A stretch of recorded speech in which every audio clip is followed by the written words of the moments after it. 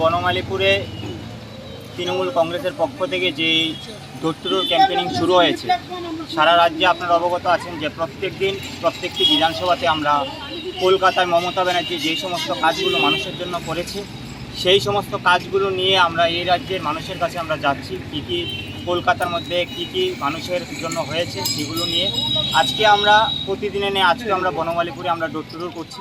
মানুষের বিশ্বাস যে একমাত্র এই রাজ্যে যে বর্তমান সরকারের যে একনায়কতন্ত্র এবং মানুষের দিন দিন যেইভাবে দরিদ্র সীমা নিচে যাচ্ছে তার থেকে যদি কেউ বের করতে পারে সেটা একমাত্র মমতা ব্যানার্জি। মানুষ বিপুল পরিমাণ মমতা ব্যানার্জির সমর্থনে আসছে এগিয়ে এবং আমাদের সাথে প্রতিদিন যোগাযোগ করছে।